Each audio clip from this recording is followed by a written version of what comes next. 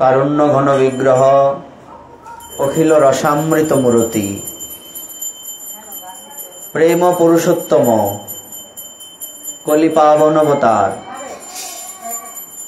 শ্রীমন মহাপ্রভুর অপার অনুকম্পায় অধ্যকার এই ভাগবতী আসরে সমুপস্থিত সমস্ত বৈষ্ণব মণ্ডলীর শ্রী চরণ কমলে জানাই অগণিত দণ্ডবৎ প্রণতি এবং গৌর প্রীতি ও শুভেচ্ছা। আজকে আমাদের জীবনে একটি বিশেষ দিন, বিশেষ করে আমাদের গৌরীয়দের জীবনে এক অতীব বিশেষ দিন। কেননা আজকে কলিপাবন অবতার শ্রীমন মহাপ্রভুর 538তম শুভ আবির্ভাব তিথি।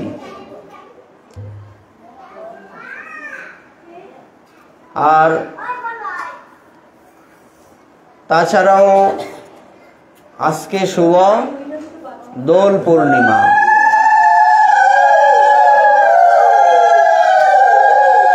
আজকে শুভ দোল পূর্ণিমা, যাকে হোলি বলা হয়, তাই নয় কি?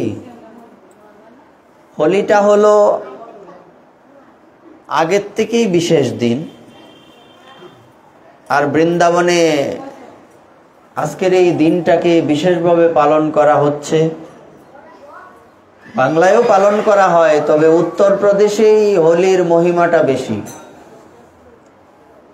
ওখানে তো অনেক দিন যাবৎ হোলির অনুষ্ঠান পালন হয়, শুধু আজকেই না, নবদ্বীপে 15 দিন হয় হোলি। আর বৃন্দাবনে তারও বেশিও হয়। ওখানে অনেক রকমের হোলি রয়েছে। ওখানে শুধু এই আবির দেওয়া পর্যন্তই সীমাবদ্ধ নয়, ওখানে রং খেলা হয়। আর এই হোলির দিনে বিশেষ করে বর্ষানাতে উপর থেকে হেলিকপ্টারে করে পুষ্প বর্ষণ করা হয়, পুষ্পবৃষ্টি করা হয়। আর এই অনুষ্ঠানে বড় বড় এমএলএ, বড় বড় মন্ত্রীরা আসেন। এত বড় অনুষ্ঠান। আর বিশেষ করে বৃন্দাবনে লাটমার হোলি খুব বিখ্যাত। বর্ষানায় নন্দগ্রামের পুরুষেরা আর বর্ষানার মাতাজিরা লাটমার হোলি, মানে মাতাজি যারা রয়েছেন তারা কি করবেন, লাঠি দিয়ে আঘাত করবেন, আর ওই লাঠির আঘাতকে সইতে হবে পুরুষদের। এটা খুব আনন্দের, এটা না দেখলে বোঝা যাবে না। এটা এরকম মাথার উপরে যেমন ঢাল থাকতো না আগে, বিভিন্ন তীরকে আটকানোর জন্য ঢাল দ্বারা আটকানো হতো, তো এরকম ধরুন বাঁশ দিয়ে তৈরি একটা পাত্রের মতো কিছু, ওইটা দিয়ে ওইটা মাথার উপর দেওয়া হয়, মাথার উপর দিয়ে বসে থাকে আর বেদর প্রহার করা হয় মাথার উপরে। ওই মাথাকে বাঁচাতে হয়। হ্যাঁ, আর পিচকারি দিয়ে রং দেওয়া হয়, বিভিন্ন প্রকারের রং। আমরা তো এই অবধি জানি হোলি, তাই না? আর এই দিনেই হোলিকা দহেন, অর্থাৎ হিরণ্যকশিপুর ভগ্নী ছিলেন না, যার নাম ছিল হোলিকা। ঘর পোড়ানো হয় না আগের দিনে, একটা ছোট কুটির ঘর তৈরি করে ওইটা পোড়ানো হয়। হ্যাঁ, তো বুড়ির ঘর বলে অনেকে। তো এখন ওই আজকের এই দিনে, এই হোলির দিনে আমরা জানি যে প্রহ্লাদকে কি করা হয়েছিল, নানান রকম কষ্ট দেওয়া হয়েছিল। এ কেন হরিভজন করবে, হরি নাম কেন করবে, আমরা সবাই জানি। কোনো প্রকারেই যখন তাকে মারা যাচ্ছিল না, তখন হিরণ্যকশিপুর বোনের নাম ছিল হোলিকা। ওই হোলিকা তাকে ব্রহ্মা বর দিয়েছিলেন আগুন তাকে পুরাতে পারবে না, আগুন পুরাতে পারবে না। সেই জন্য হোলিকা বলছে, দাদা তুমি এত টেনশন কেন নিচ্ছ, আমি আছি না, আমি প্রহ্লাদকে নিয়ে একটা চিতা সাজাও, প্রহ্লাদকে নিয়ে এই চিতার উপর বসে যাব, আমাকে তো আগুন স্পর্শ করতে পারে না, প্রহ্লাদ পুড়ে ছাই হয়ে যাবে। খুব খুশি হয়েছে হিরণ্যকশিপু।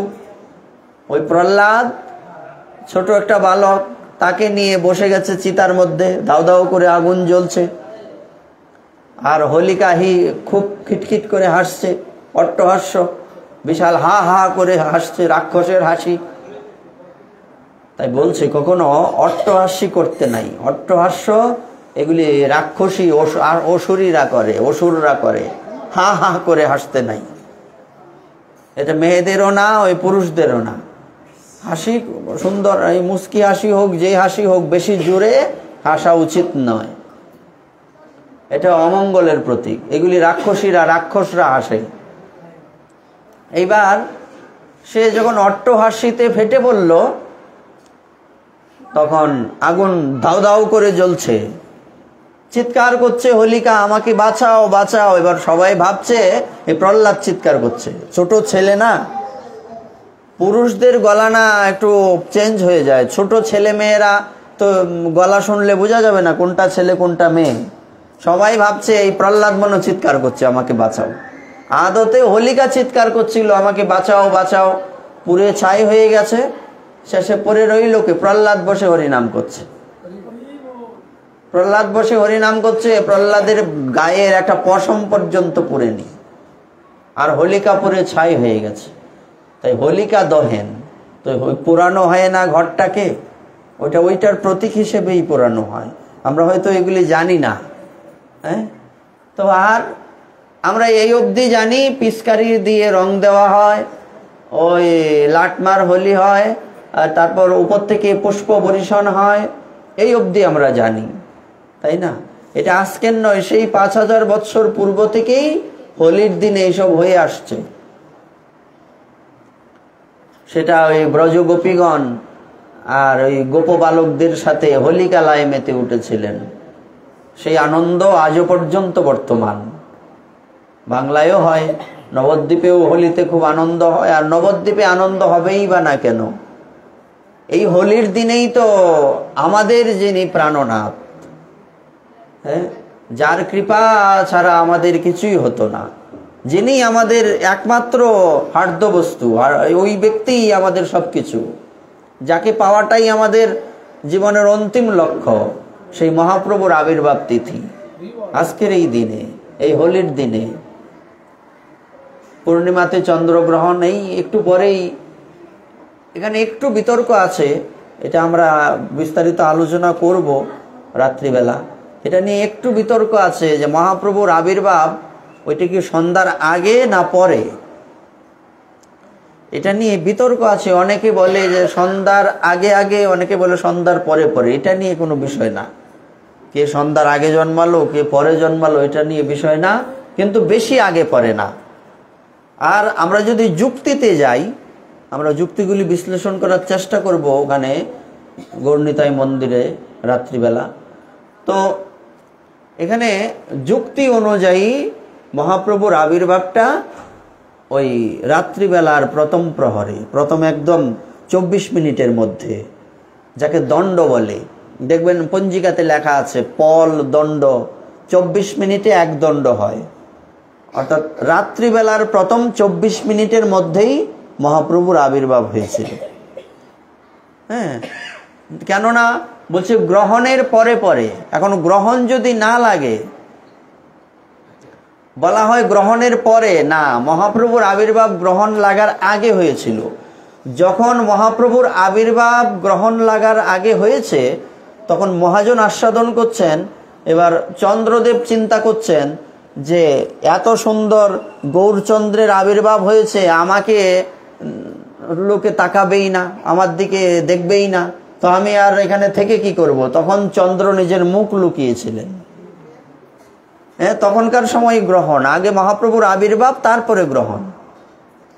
এটা কোনো বিষয় না, এই 2, 4, 5, 10 মিনিটের ব্যাপার, এটা নিয়ে বিতর্ক করার কিছু নাই। তো যেটা বলছিলাম, এটা আমাদের জীবনের একটা বিশেষ দিন।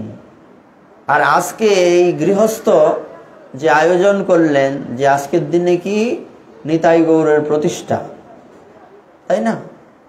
এখন এটা আরো বিশেষ দিন, কেননা মনের মধ্যে যদি ভগবানের প্রতি ভক্তি না জাগে তবে তো ঘরে বিগ্রহ আসে না। ভক্তি আছে বলেই তো বিগ্রহ এসছেন। অনেকেই তো কোটিপতি আছে, সবার ঘরে তো বিগ্রহ নাই। তবে আমাদের এটা যেমন আনন্দের দিন যে আজকে বিগ্রহ অভিষেক হবে, এখানে বিগ্রহ প্রতিষ্ঠা হবে, তার থেকেও আনন্দের দিন হলো, আনন্দের বিষয় সেদিন হবে যেদিন এই গৃহস্থ প্রসাদ পাবেন।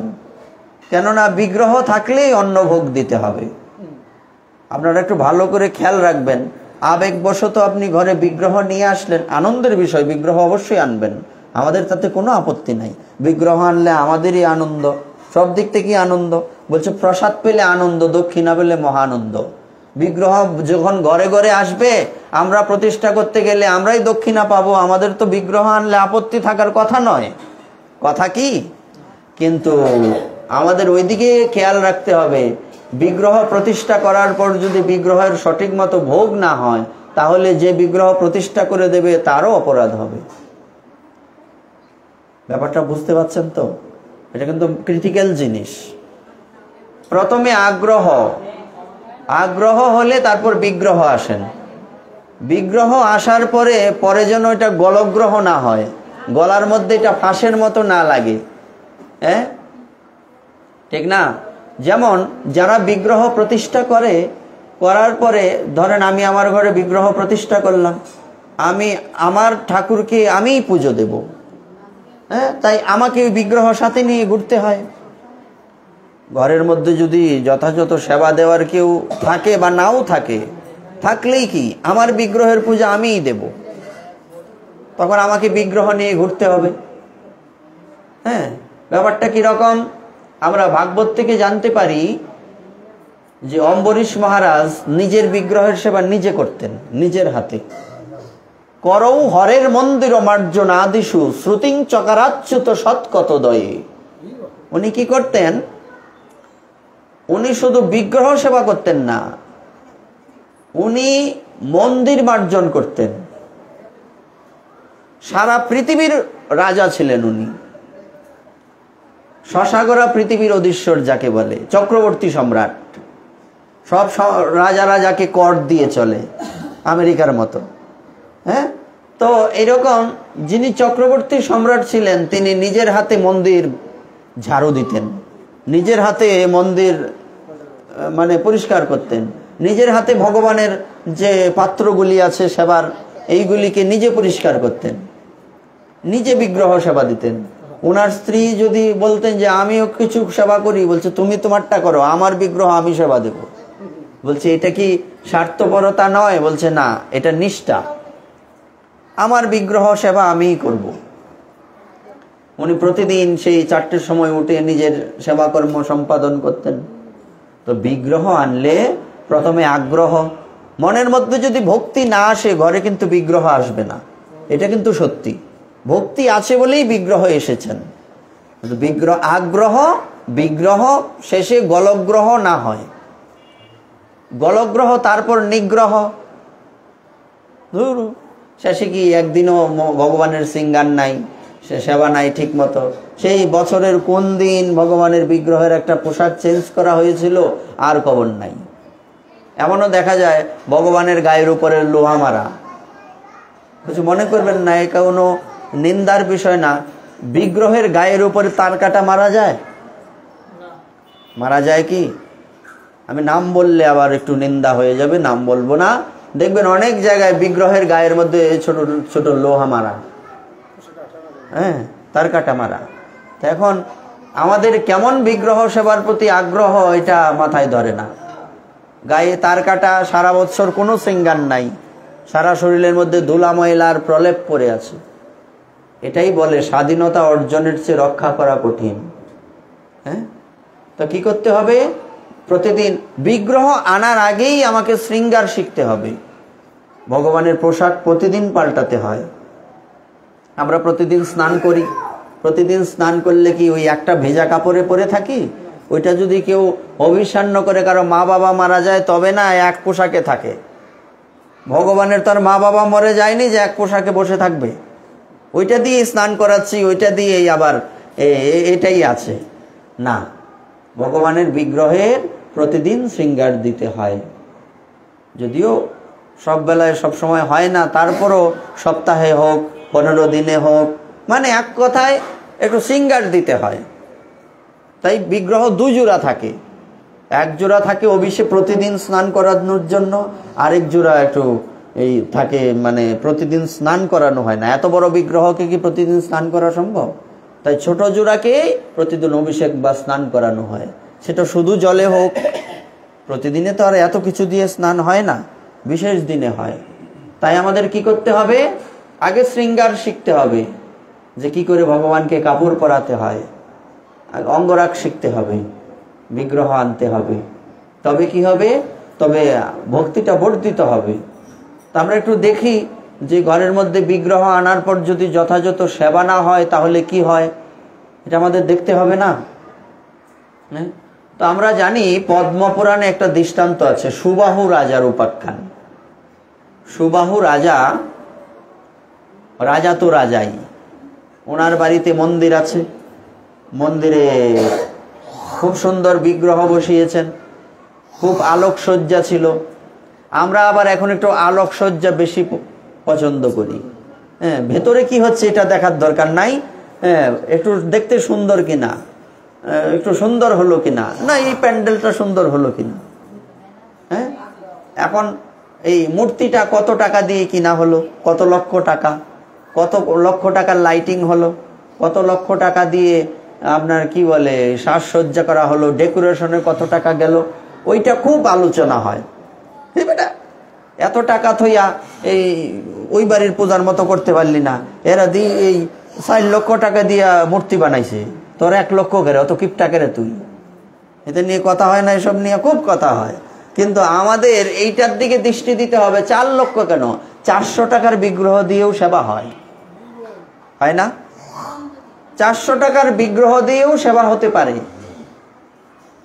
কিন্তু আমার ওই সেবাটা যথাযথ হওয়া চাই। তো দেখি সুবাহু রাজা কি করলেন, সুন্দর আলোকসজ্জা সুন্দর করে সাজাতেন, শৃঙ্গারও হতো, কিন্তু ভগবানের ভোগ হতো না। ভগবানের ভোগ হতো না, সেই জন্য সুবাহু রাজা মৃত্যুর পরে বৈকুণ্ঠে গেছে। ভগবানের বিগ্রহ সেবা করেছে মানে বৈকুণ্ঠে গেছে, কিন্তু সেখানে খাবার নাই। ম্যানেজারকে ডাকা আরম্ভ করে যায়, ম্যানেজার কোথায়? বলছে আগে বলুন না। বলছিলাম আমাদের খাবার কোথায়? বলছে আপনাদের জন্য খাবার নির্দিষ্ট করা নাই। বলছে কেন? বৈকুণ্ঠে খাবার নাই। বলছে আপনাদের জন্য খাবার নাই। বলছে কেন? কারণ আপনারা বিগ্রহ সেবা করেননি ঠিক মতো, আপনারা বিগ্রহকে শৃঙ্গার দিয়েছেন, সবই ঠিক আছে, কিন্তু ভোগ দেননি, এই জন্য আপনাদের কি নাই, সেবা নাই। তো কি করব? বলছে আপনাদের মৃতদেহটা কাশিতে পড়ে আছে, ওই মৃতদেহ আপনাদের খেয়ে আসতে হবে, যান। যদি বিগ্রহ আনি আর যদি ভোগ ঠিক মতো না হয়, তবে তো আবার ওই নিজের মৃতদেহ খেতে এই কাশিতে আসতে হবে। তো এমনটা যেন না হয়। শেষে কি হলো, ওনাদের প্রতিদিনের খাবার হলো নিজেদের ওই মৃতদেহ খেতে হবে। মৃতদেহ খেতে আসেন। এদিকে ওনাদের বংশে একজন সাধু জন্মেছেন, তার নাম কিঞ্জল্ক, মহর্ষি কিঞ্জল্ক।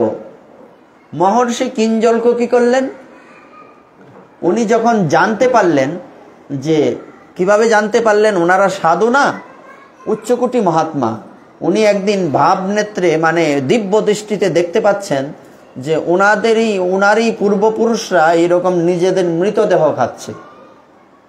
একদিন 2 দিন না, বছরের পর বছর, শত শত বৎসর। এইবার এটা দেখে উনি জিজ্ঞাসা করলেন যে আমি কি আপনাদের জন্য কিছু করতে পারি? বলছে হ্যাঁ, তুমি তো ভক্ত, তুমি এক কাজ করো, আমাদের নামে বিষ্ণু সহস্র নাম, বিষ্ণুর পূজা করে বিষ্ণু সহস্র নাম আমাদের নামে সংকল্প করে উৎসর্গ করো, তবে আমাদের এই পাপ থেকে মুক্তি হবে। তখন মহর্ষি কিঞ্জল্ক কি করেছিলেন, ওনাদের জন্য বিষ্ণু পূজা করে বিষ্ণুর সহস্র নাম ওনাদের উদ্দেশ্যে সংকল্প করে যেই নিবেদন করেছেন, ওনারা দিব্য দেহ পেয়ে সেই বৈকুণ্ঠে স্থায়ীভাবে বাস করতে লাগলেন। তাহলে আমরা কি দেখতে পারলাম, যে বিগ্রহ থাকলে প্রতিদিন বিগ্রহের যথাযথ ভোগ হতে হবে। আদতে কি জানেন, জোর করে কিন্তু ভগবানকে ভালোবাসানো যায় না। যায়? আমি যদি বলি এই আপনি আমাকে ভালোবাসবেন, আরে তোমাকে কেন ভালোবাসবো, তোমাকে ভালো লাগলে না আমি ভালোবাসবো, না আমাকে ভালোবাসতেই হবে, এটা কি সম্ভব? আমি যদি সারাদিন আপনার এখানে চিৎকার করি, আমাকে যদি আপনার ভালো না লাগে, আপনি থোড়াই আমাকে ভালোবাসবেন? বাসবেন না। আমরা কিন্তু এই যে বিভিন্ন জায়গায় এই উপাখ্যানগুলি বলি যে ভগবানকে ভালোবাসতে শিখতে হবে, তারপরেও আমরা তো ভালোবাসা সবাইকে শেখাতে পারছি না।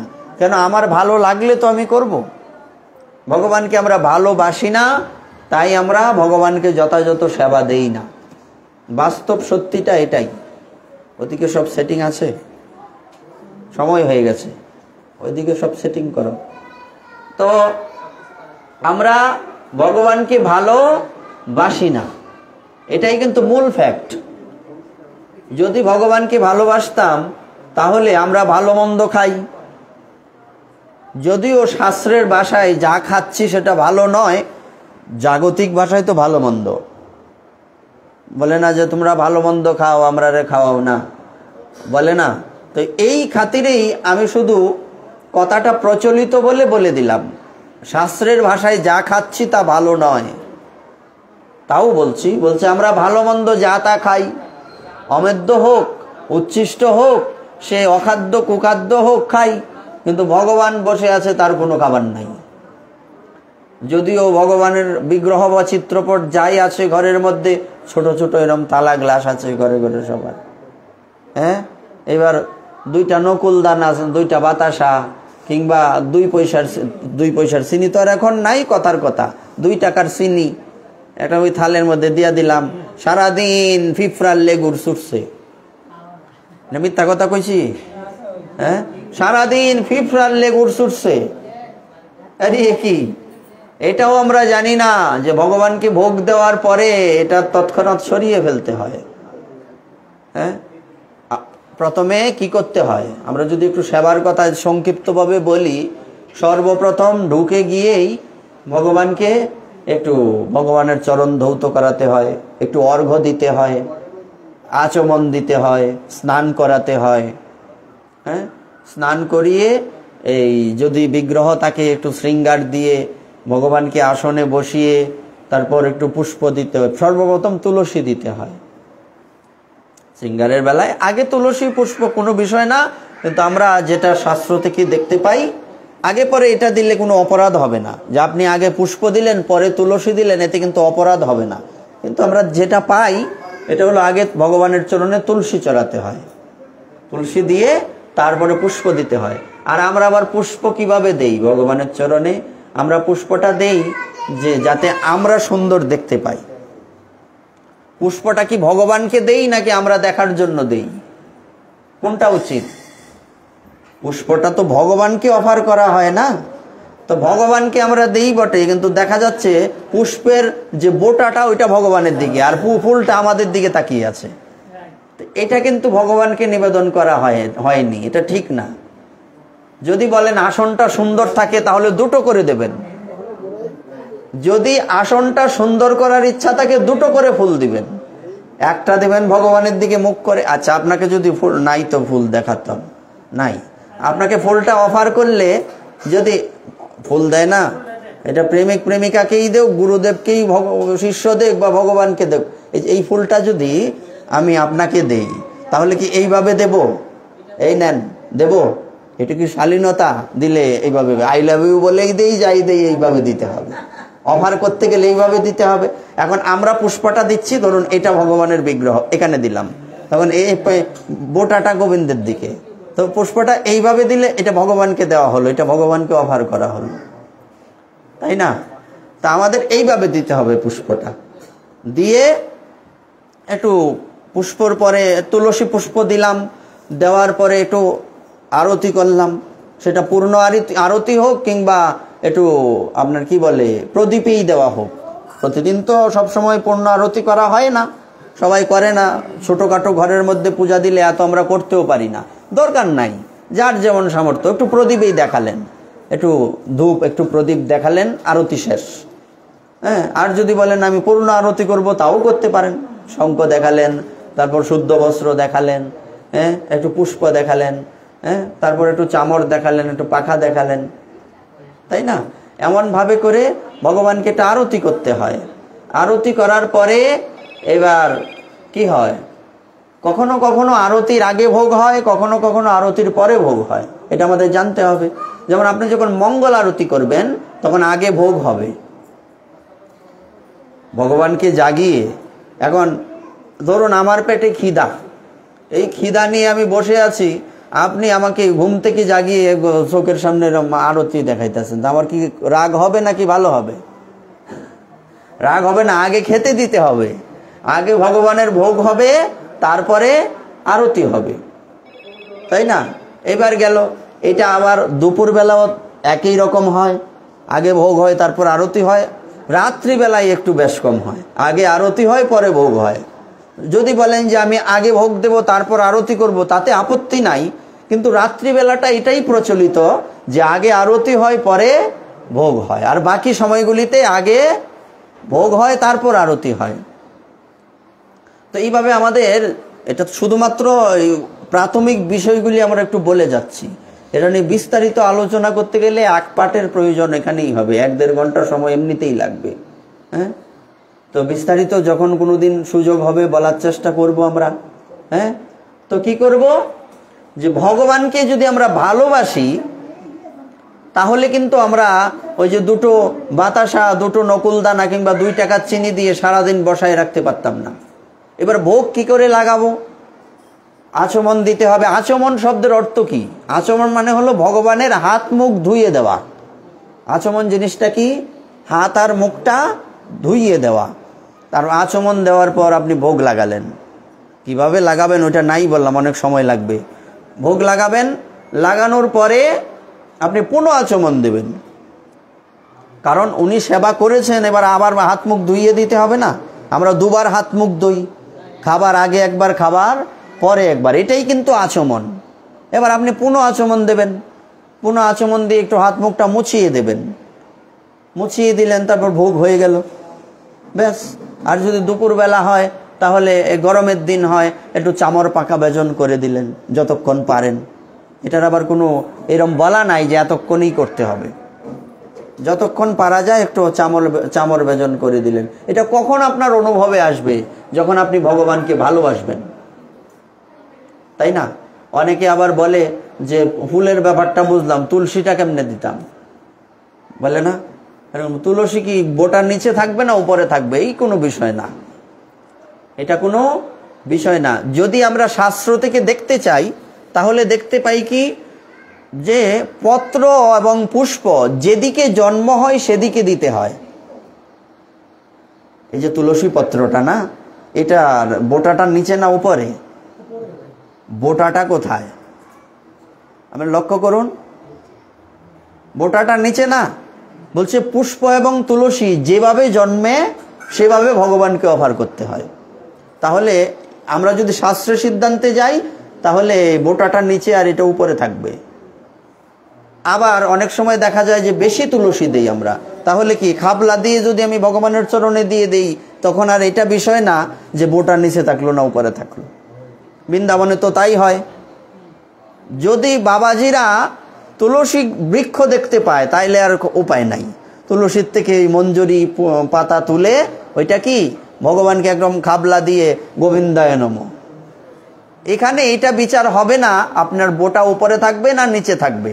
যদি 1-2 পত্র দেন, তাহলে যদি শাস্ত্রের দিকে তাকান, এই যে দেখুন, আপনারা নিজেই বুঝবেন, শাস্ত্রে লেখা আছে যে যেভাবে পত্র পুষ্প জন্ম হয় সেভাবে ভগবানকে দিতে হয়। এবার আপনি বুঝেন, যদি বলেন যে আপনি উপরে দেবেন, তাতেও আপত্তি নাই, এটা কোনো বিষয় না, এটাতে অপরাধ হবে না। এটা হলো যার যার মনোমানসিকতা, যে আমার কেমন মানসিকতা, আমি কিভাবে ভগবানকে সেবা দেব। অনেকে কি করে, শীতের দিনে ভগবানকে মালাই দেয় না, অনেকে দেয় না, এটা ব্যক্তিগত ভাব, যে ভগবানের শীত লাগবে, যদিও দেয় আবার তৎক্ষণাৎ সরিয়ে দেয়।